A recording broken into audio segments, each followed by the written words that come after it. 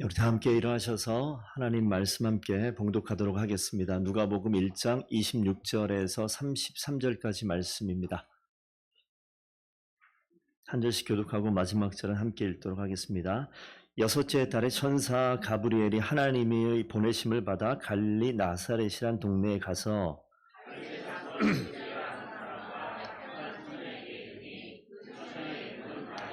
그에게 들어가 이르되 은혜를 받은 자여 평안할지어다 주께서 너와 함께 하시도다 하니 천사가 이르되 마리아여 무서워하지 말라 내가 하나님께 은혜를 입었느니라. 그가 큰 자가 되고 지극히 높으신 이의 아들이라 일컬어질 것이요 주 하나님께서 그 조상 다윗의 왕위를 그에게 주시리니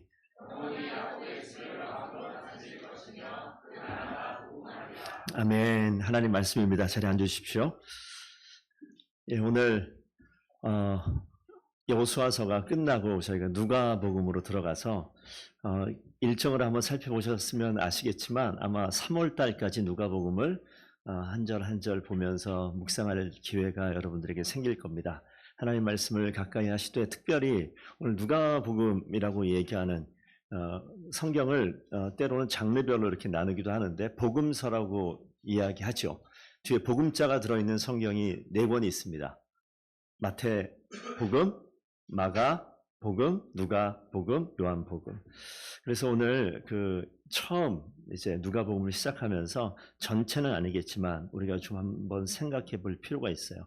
누가복음을 쓴 저자를 우리가 알죠. 성경에 답이 나와 있습니다. 누가복음은 누가가 썼습니다. 그대로 밀어붙이시면 됩니다. 사도행전은 누가가 썼습니다. 저는 사도행전을 진짜 거짓말 안 하고 사도 바울이 쓴 줄 오랫동안 알고 있었어요. 그런데 사도행전 역시 누가가 썼다. 그러면 누가복음도 누가가 썼고 사도행전도 누가가 썼으면 그래서 신약성경을 역사를 스토리를 알고 싶으면 누가복음과 사도행전을 보면 사실은 거의 끝나는 내용입니다. 그러니까 여러분들이 2월달, 3월달 동안에 성경을 보고 묵상을 하지만 하나님께서 왜 나에게 이 누가 행전이란 말을 가끔 쓰기도 합니다. 이거는 뭐 다른 설명을 안 드릴게요. 이 누가복음과 사도행전, 그래서 특별히 누가복음을 통해서 하나님이 대체 왜 누가복음이라는 성경을 우리에게 주셨을까? 그래서 간단히 먼저 말씀드리면 누가복음은요, 이 복음의 기초와 중심을 제시하고 사도행전은 복음이 로마를 비롯한 세계 전역으로 퍼져나가는 그 능력들을 묘사하고 있는 성경.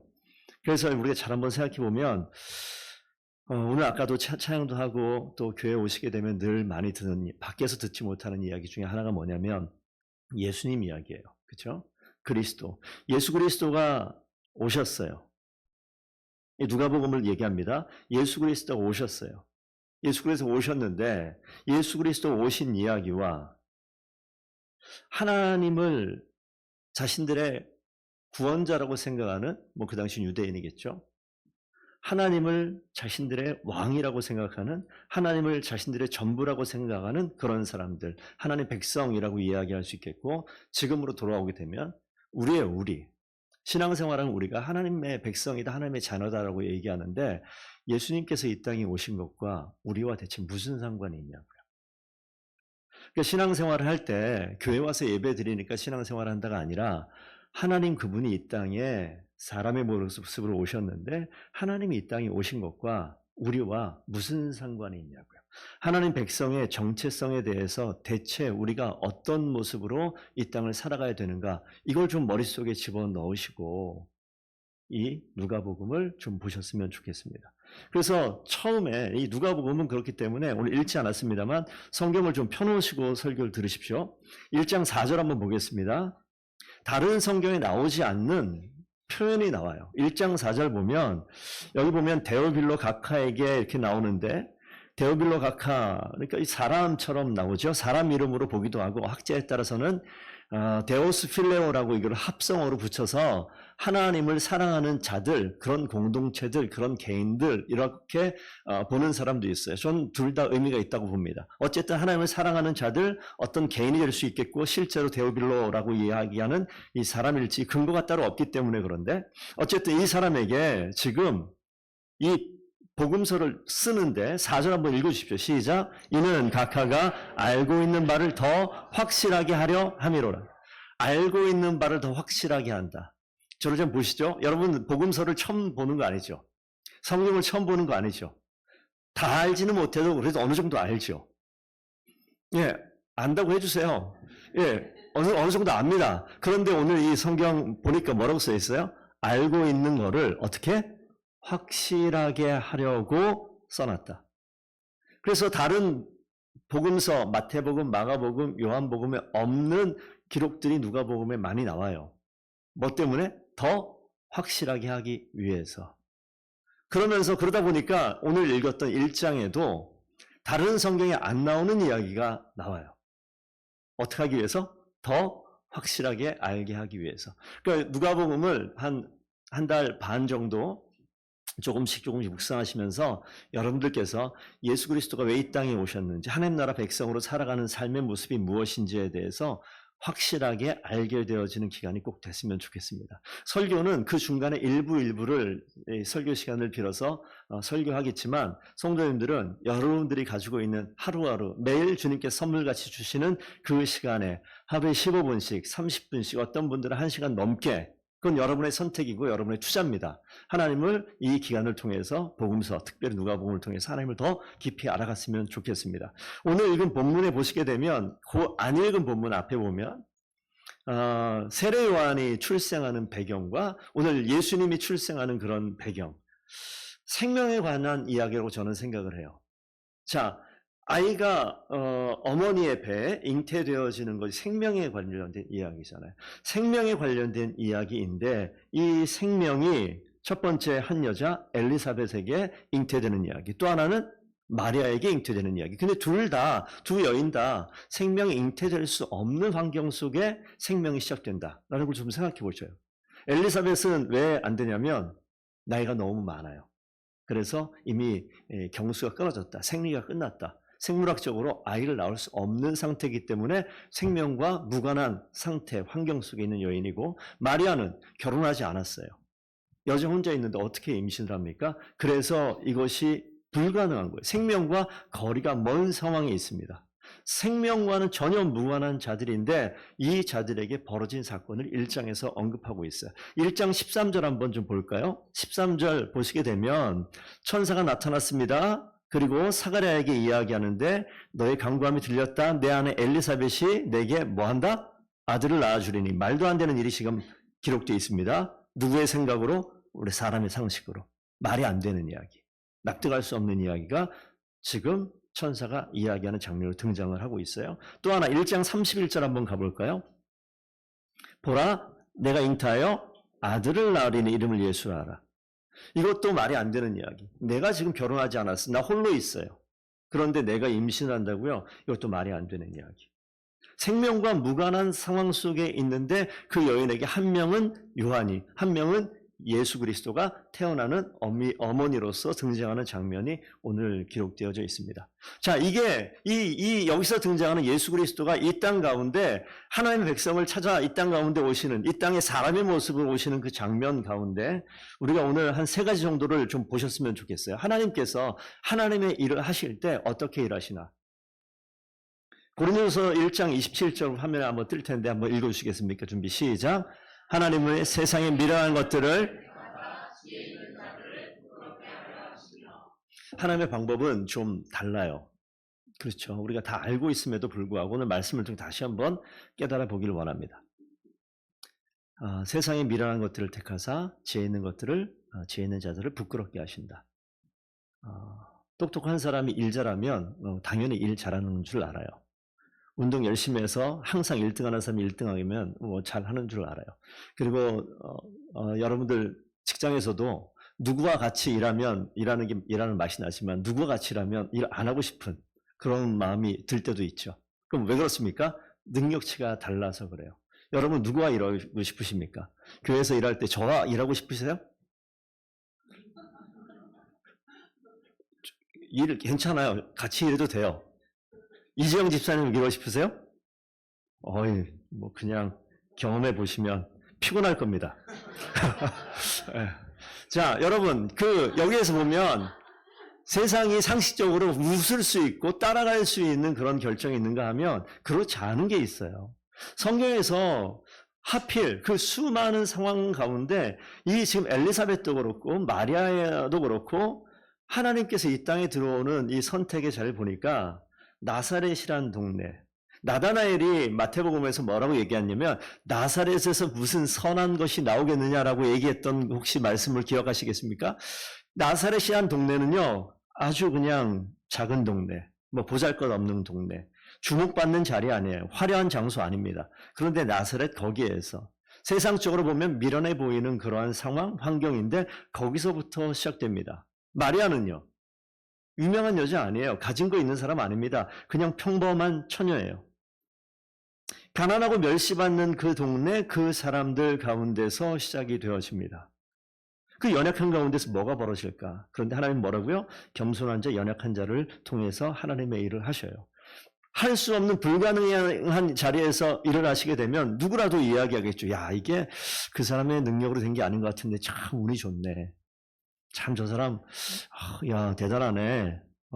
야 땡 잡았다. 야 이거는 이해는 안 되는데 교회로 와서 표현하면 어떡합니까? 하나님의 은혜네 이렇게 이야기한다.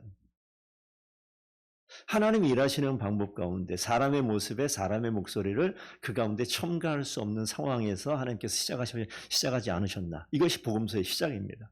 뿐만 아니라 그 가운데 이 사람들의 상황은요 그냥 마음이 평안하고 모든 게 준비된 게 아니라 놀라 두려워 떠는 상황입니다. 그 다음 슬라이드 한번 보여주시겠습니까? 누가복음 1장 28절 한번 읽어주십시오. 시작.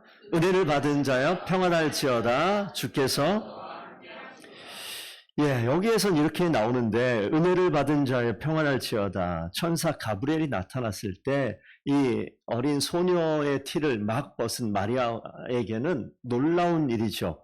은혜를 받은 자여 평안할지어다 했지만 평안할 수 없는 상황. 29절에 뭐라고 써있냐면 처녀가 마리아죠. 그 말을 듣고 놀랐어요. 이 하나님께서 일하시는 이 상황 가운데 이 놀람을 또 두려움이라고 표현하는데 평안하고 내 생각대로 모든 것이 되어지는 그런 상황이 아니라 연약한 그 자리, 천대받는 그 자리, 가난하고 멸시받는 그 자리에 두려움의 상황 가운데 하나님께서 일하기 시작합니다. 그리고 아까 말씀드렸던 1장 13절과 31절 외우기 쉽죠? 1, 3과 3, 2로 바꾸면 돼요. 거기에 누가 나옵니까? 엘리사벳이 잉태할 이야기와 마리아가 잉태하는 이야기, 그 이야기가 그 자리에 등장합니다. 우리 한번 성경 말씀 다시 한번 띄워주시면 그 다음 페이지 한번 우리가 다시 읽어보면서 되새겨보겠습니다. 한번 읽겠습니다. 시작.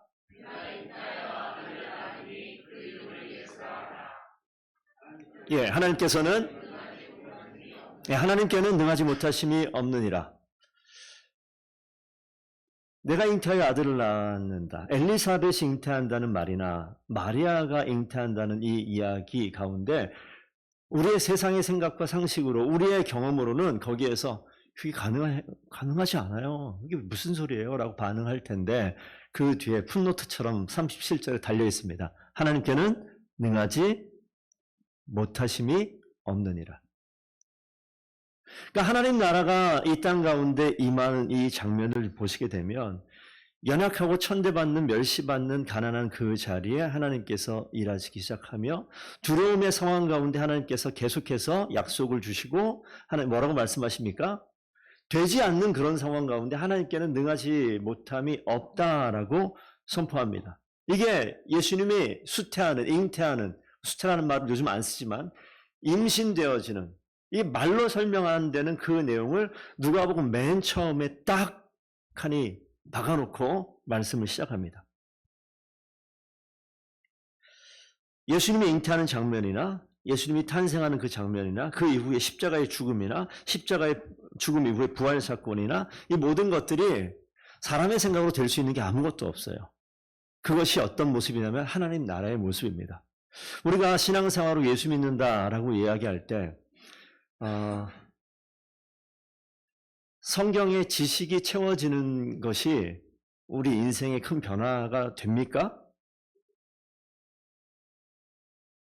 성경의 말씀의 지식들이 내 가운데 들어오는 것이 내 인생의 큰 변화가 되어지는 과정 가운데 뭔가 이 공간이 있는 것 같지 않아요? 말씀 딱 들으니까 갑자기 확 변하던가요?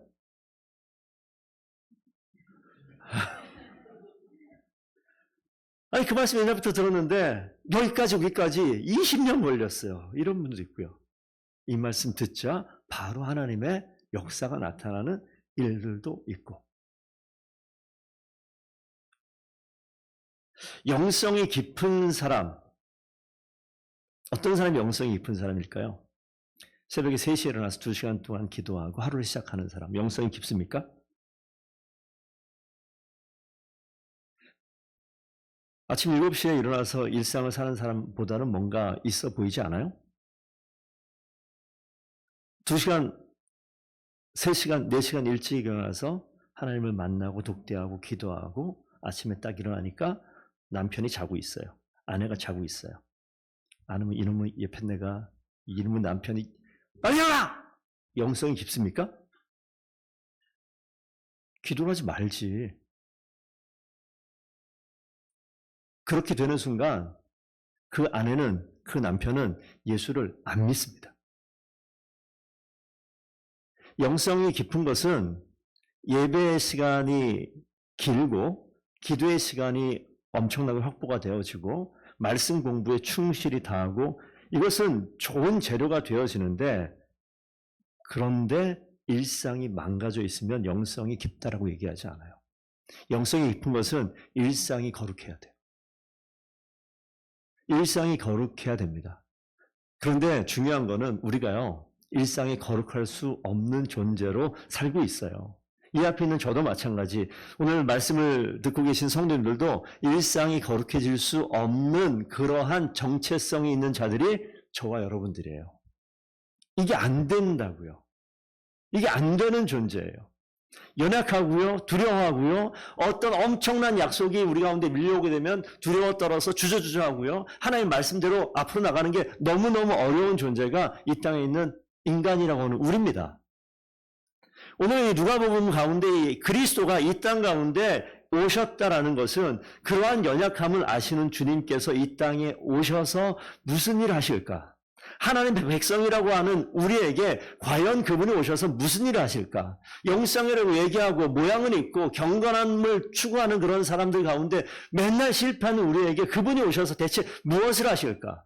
정말 영성이 뛰어난 일상이 거룩한 삶으로 인도하시기 위해서 그분이 하실 일이 무엇일까? 이걸 생각하셔야 돼요. 그분은 그 일을 반드시 하십니다.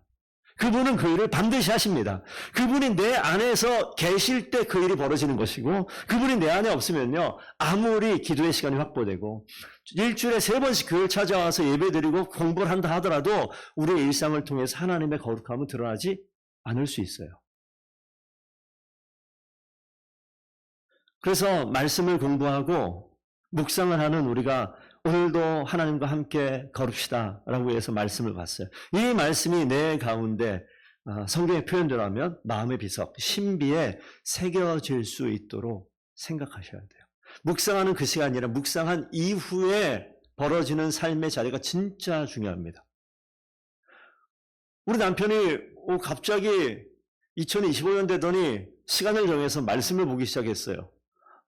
목사님 너무 대단해요. 감사합니다. 하나님. 이렇게 고백을 했어요. 진짜 감사한지 아닌지 시간 봐야 돼요. 좀 더 봐야 돼요. 어떻게 될지 몰라요.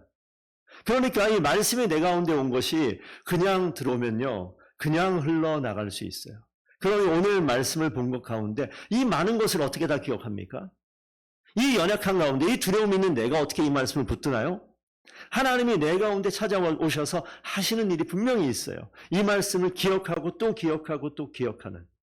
자, 우리 마지막 슬라이드에 있는 말씀 한번 볼까요? 누가복음 1장 34절 말씀, 32, 3절 말씀. 한번 읽어볼까요? 준비 시작. 그가 큰 자가 되고 지극히 높으신 이의 아들이라 일컬어질 것이요 그의 나라가 무궁하리라.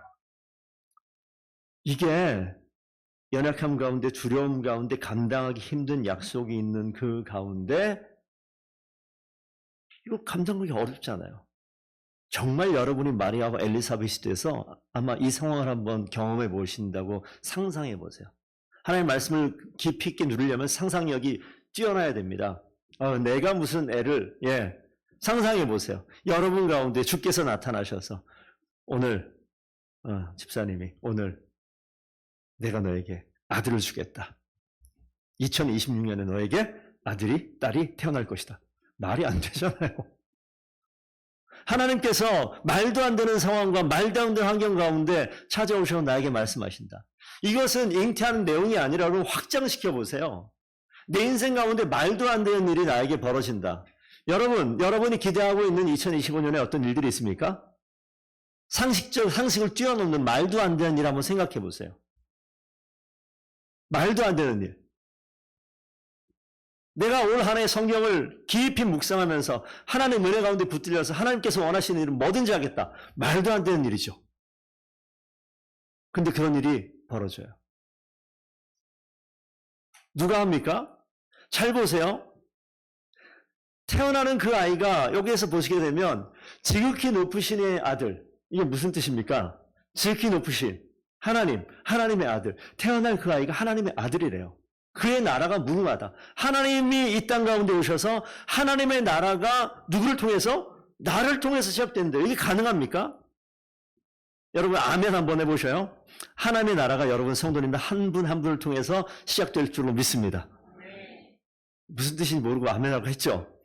하나님의 나라가 비록 부족하고 연약하고 아무것도 없는 것 같고 준비 안 된 것 같은 나를 통해서 하나님의 나라가 시작되는 역사가 반드시 나타나게 될 줄로 믿습니다. 하나님의 나라가 이 더본 교회를 통해서 나타나게 될 줄로 믿습니다. 아멘. 이게 더본 교회에 집중하는 게 아니라 나에게 집중하는 것이 아니라 이 복음서에서 늘 이야기하는 하나님께 집중되어지면 하나님이 하시는 일이기 때문에 우리가 아멘으로 얘기할 수 있는 거예요. 너의 의지와 너의 결정과 너의 열심을 가지고 반응해라가 아니라 내 가운데 오신 하나님 그분을 바라볼 때 불가능이 가능하게 되어지고 내 가운데 오신 하나님을 바라볼 때 내가 변하지 않을 것 같은 나의 기질과 성품과 나의 모든 것이 바뀌어지는 뭐 때문에요? 하나님이라는 필터와 하나님이라는 매개체가 내 가운데 오는 것 같은데 매개체가 아니라 그분이 내 가운데 오셔서 내가 돼버리는 거예요. 그것이 신앙의 고백이고 그것이 영성이 깊어지는 겁니다. 나는 못해요. 하나님이 하시기 때문에 나의 분노와 나의 악함과 나의 의심과 나의 부족함과 나의 연약함 이 모든 것들이 하나님이 덮어주니까 내 연약함을 하나님 뭐라고 말씀하십니까? 연약하지 않다고 그래요. 나의 악함을 뭐라고 얘기합니까? 하나님이 덮어서 선하다 얘기하세요. 나의 부족함을 하나님이 덮으셔서 충만하다 말씀하세요. 그것이 하나님께서 일하시는 하나님의 나라입니다. 그래서 1장, 2장 지나서 3장부터 9장까지 가면 이 예수 그리스도가 이 땅 가운데서 하나님이라는 것을 보여줄 만한 사건들을 쭉 열거해서 나옵니다. 그 하나님이 누구에게 왔다고요? 지금 우리에게 이 땅 가운데 오셨어요. 그 하나님이 지금 누구에게 왔다고요? 여러분 성도님들 한 사람 한 사람에게 찾아오셨어요. 그러니까 내 인생 가운데 전혀 안 되던, 전혀 상상할 수 없는, 전혀 이건 불가능하다고 생각했던 그 일을 이게 여전히 불가능입니다. 여전히 안 됩니다. 여전히 바뀔 수 없습니다. 그런데 그 전에 누가 오십니까? 하나님 그분이 오셔서 나를 붙들어 하나님이 원하시는 곳으로 이끌어 가십니다. 동행하십니다. 하나님이 나의 왕 되시고 하나님이 나를 통치하시고 하나님이 나를 다스리시니까 우리는 거기에 순종하고 따라가는 거예요. 1장 38절 한번 읽어볼까요? 1장 38절 마리아가 이르되 뭐라고 써있습니까? 시작. 주의 여정이 오니 말씀대로 내게 이루어지이다. 예. 주의 여정이 오니 말씀대로 내게 이루어지이다. 성도님 여기다가 여러분의 이름을 넣고 한번 생각해 보세요. 주의 종이 오니 말씀대로 내게 이루어지이다. 이 고백이 끝나자 천사가 떠나갑니다. 여러분은 주님의 종되는 이 고백이 여러분 인생 가운데 있으셔야 돼요. 주님이 왔을 때 반응하는 거예요. 한번 생각해 보세요. 2024년과 그 이전의 과거의 나의 삶과 신앙의 모습을 생각해 봅시다. 주의 말씀이 들어왔을 때 어떻게 됐나요? 저를 좀 보시죠. 주의 말씀이 들어왔어요. 이 말씀이 어떻게 되나요? 주의 말씀이 들어왔어요. 문 밖에 나갔어요. 주의 말씀이 나갔어요. 그 다음 주에 주의 말씀 또 들어왔어요. 문 밖에 나가면 주의 말씀도 나갔어요. 이 안에 있어 없어요? 어쩌면 이런 반복적인 패턴을 계속 하셨을지 모르겠어요. 근데 오늘 이 마리아의 고백이 여러분 고백되기를 부탁드려요. 주의 종이오니 말씀대로 내게 이루어지이다. 그리고 이 말씀이 무엇일까? 이 말씀의 의미가 무엇일까? 상상하고 생각하고 기억하고 마음에 새기는 거예요. 그리고 우리가 이 말씀, 이 표현은 마음에 새기십시오. 주의 종이오니 말씀대로 내게 이루소서. 하나님, 내가 주의 종입니다. 주의 말씀대로 내게 이루어 주소서. 이 고백이 우리 누가복음을 묵상하는 동안에 여러분 성도님들의 고백되기를 부탁드립니다. 말씀이 들어왔어요. 주의 종입니다. 이 말씀이 내 인생 가운데 이루어지기를 원합니다. 이 고백이 나타나는 거예요. 하나님이 그것이 뭐냐? 하나님 나라가 내 가운데 임한 거예요.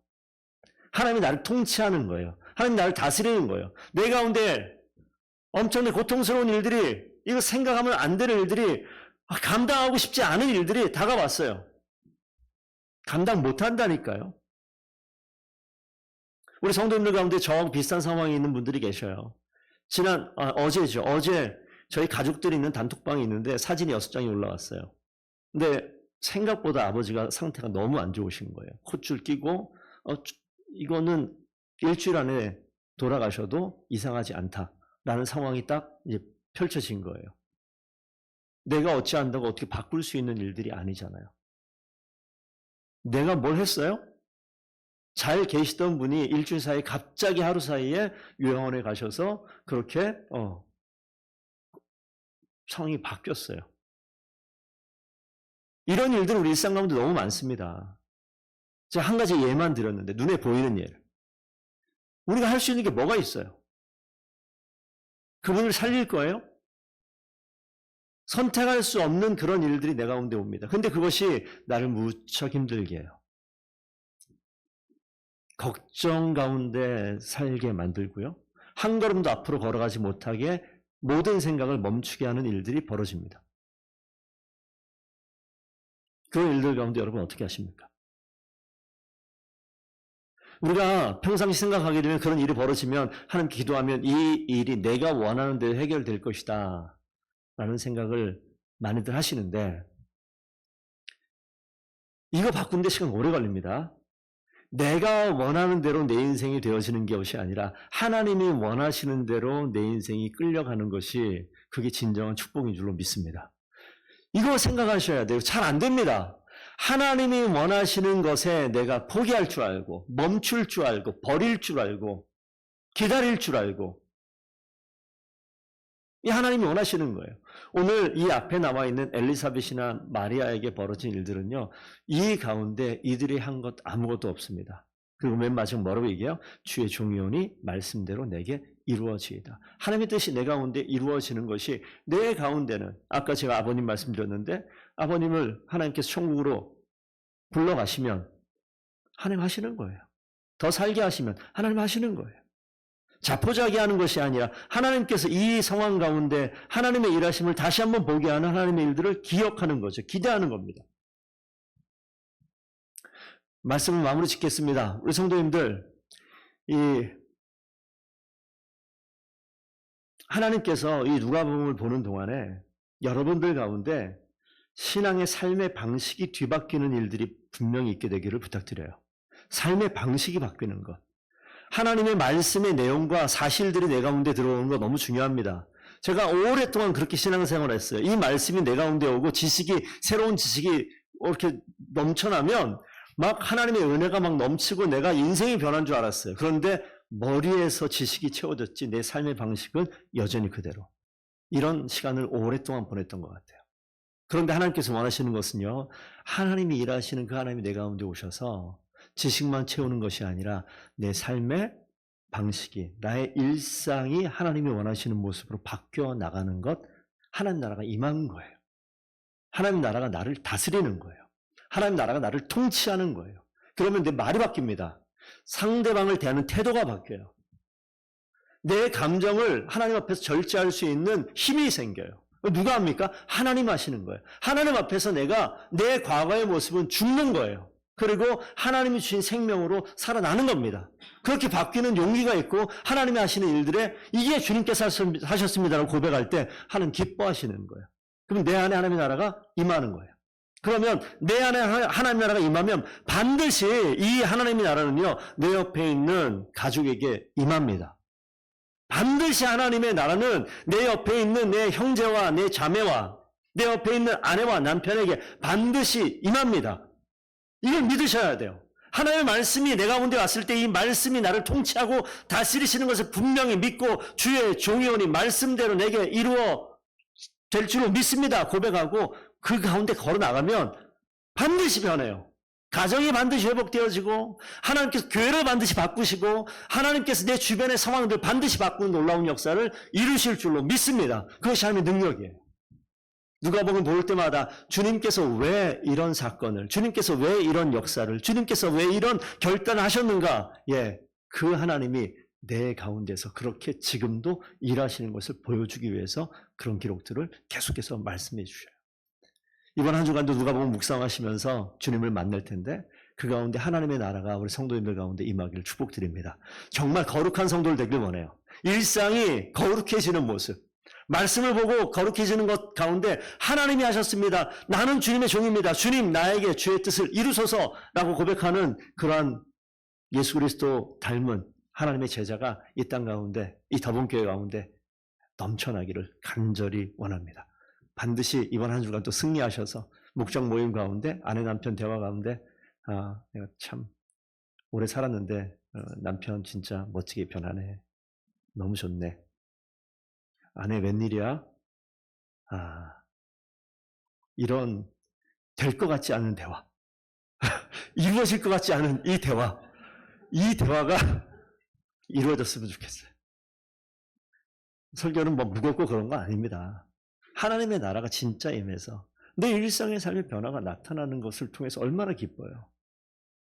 우리 엄마가 변했네. 아들로부터 딸로부터 그런 이야기를 듣는 한 주간 되기를 부탁드립니다. 왜 이렇게 웃지? 그런 일들이 벌어지고 있군요. 하나님께서 반드시 그런 역사를 우리 성도들 가운데 이루어질 줄로 믿습니다. 오늘 하나님 나라를 기대하면서 마음에 한번 새겨보세요. 제가 한 30초 시간을 드릴게요. 한번 눈을 감으시고 내가 과연 주의 종인가? 내가 과연 주의 종인가? 주의 말씀이 내 가운데 왔을 때 이 말씀 앞에 정말 진지하게 생각하면서 그거를 따르겠다. 주의 말씀 내 가운데 주님 이루소서라고 기도한 적이 있는가? 여전히 주의 말씀 앞에서 내 생각과 판단과 내 결정대로 마음대로 행동한 것이 나의 모습은 아닌가? 한번 생각해 보시기 바랍니다.